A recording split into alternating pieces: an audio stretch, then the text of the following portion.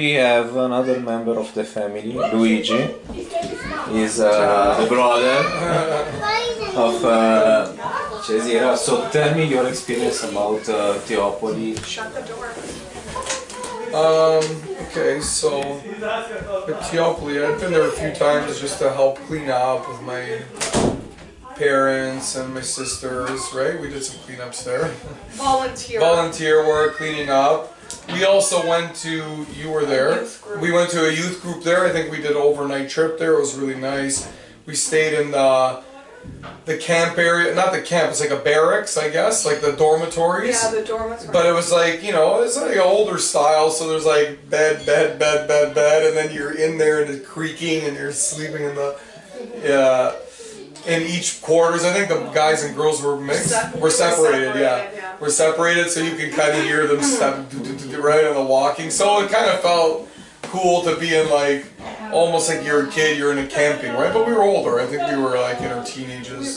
Teenagers. So that was fun. And then, you know, during the daytime we did prayers and things. And they did I think they did the benediction, right? Like where they keep the host out all night. So we went and adoration. We did adoration. So everybody had to go take turns to stay up all night, right? I remember that, right? And actually, we even went on a retreat there once, a couples retreat maybe, because I think my cousin Danny. I never went to that. She never went to that, and they did that there as well. We stay all night. One person would come, so I think my shift was at 3 a.m. in the morning, which is a good hour for me. So I think I just stayed up.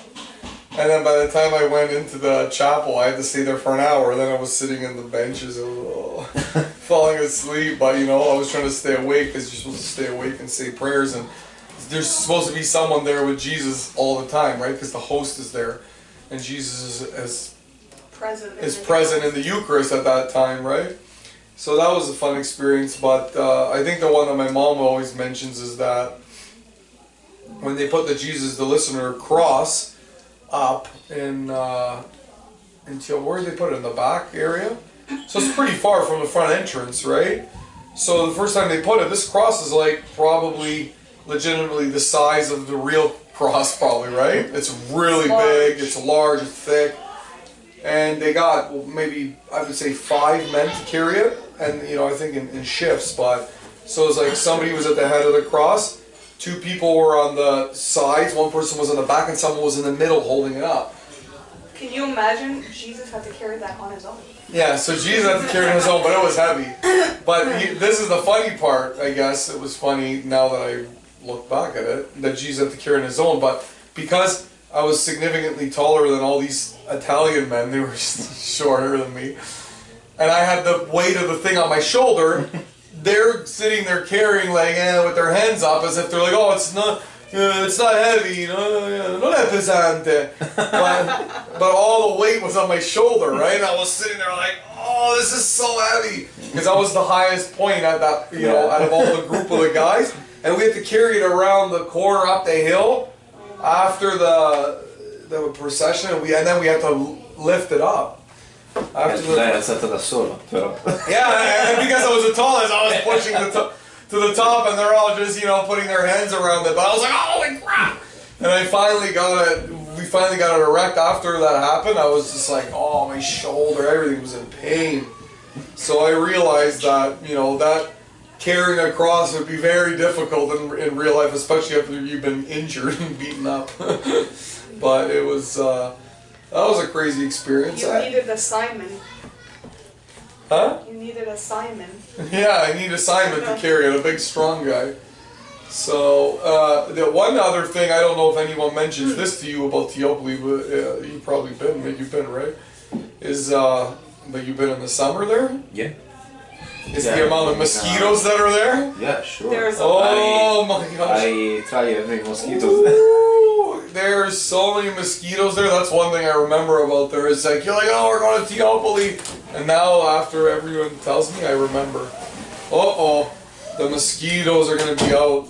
They bite you, and like, oh. You know, there's a lot of... Però c'è molta gente che non va nonostante I mosquitoes. Yeah. cioè per la fede più forte delle punture They degli don't feel insetti. it. Esatto. Yeah, some people don't feel it as well, but I get bitten by mosquitoes a lot. I think you do too, right? Well, there's black flies. And there's black flies there, and just during a certain time of the year, and they take chunks out of your skin. They bite, yeah. So we're not strong enough faith, so they still attack us. We And have they to, take we have chunks to out of us. offer up, but that's We offer up the blood, and they take chunks out of us. Like, all right, take it. Oh, you can't do anything. They are very strong. The older people that go there, that older Italian generation, right? They're very strong, they're very tough, because I remember going and helping to put the plants down with my mom. And I actually had a broken hand at the time. So I went there, so I wasn't really much help. Again, I was a young teenager. And this... Well, you were help with the other hand? Yeah, I was trying to help with the other hand. But this older man, and I wish I had remembered his name now, who was part of Teopoli, he must have been in his 80s. He told me, it's okay, come here in this wheelbarrow. And he pushed me all the way from where the cross is, all the way back down to the house. I couldn't believe it. This 80-year-old man was pushing me. They're so strong. I thought he's getting his strength from God, because I don't know how else he could do it. He pushed me the whole way. And I was 16-year-old, so I was, big And I enough. see a lot of person very older, so 80, 90 years old. Yeah, so That They're still tough. They keep still have- to go there, and they keep going. yeah, and I saw a lot of kids scivolare on the ice, but them no. I know. They don't, right? Yeah, they Because of don't. their faith. They're already so close to experience. God. They have Yeah. They're experienced, Yeah, they're yeah. faithful, they're smart. Camminavano sul ghiaccio senza problemi. Yeah. Yeah. You okay? I didn't go as much as my family, but those are the times that I remember. I did go a few times, and it was always a good experience. Arm hurt. I had a Okay. broken arm. I wasn't Yeah, those are honestly the only times I remember. I probably have only really realistically been there, or I spent significant amount of time there, maybe 4 or 5 times. These guys, they even volunteered there a lot more than I We did. volunteered When because they I did the did camp the for the camping. kids and stuff. Not only that, I actually continued to volunteer later on too. My cousin Karina came with me at one point E queste sisteri. to wash the dishes. And when they got this, they got a gigantic dishwasher where you could put the dishes in. It was really helpful, because before we were just washing them by hand the whole time. But for her, it was a big thing for her as well to come there with my 2 younger cousins. So, and Father Claudio also had a large impact on us. That's an important point, I think. Just talking with Father Claudio, he helped us to understand our faith more. So, he's good to talk to. He's open, and you can have that kind of intellectual discourse with him where he teaches you, like, this is what the church teaches. This is what modern secular society teaches, but this is the church teaches. So it's, I think that's a huge thing. You're making a Hulk material. Okay. Sorry. No worries. And now we're raising the new generation to come. That's our job now. A young Hulk and a young Hulk princess. and princess, right? You're gonna come and cook at Teopoli? Who's gonna come and cook? William is gonna go move rocks. One I'll volunteer. be a bulldozer guy in a bumblebee guy. And he's gonna be a bulldozer. That's it. He can go with the bulldozer and he can move the rocks. Yeah. No, a car I just found And you put the rocks with the bulldozer. Whoa! Better donate Donate that it to Teopoli. Is there any Monopoly other money. question you want to ask us, or anything you need to know? No, for me that's fine. Okay. Yeah. Thank you very much. It was. I don't know if we're missing It's it. good. It was a good experience. Yeah, I mean, like we also did he has the Società Unita has their parties, their Christmas parties. Oh yeah, the all the Christmas kids, parties. all the You have to kids say love that. those We parties. take our kids to the Christmas party and we love it.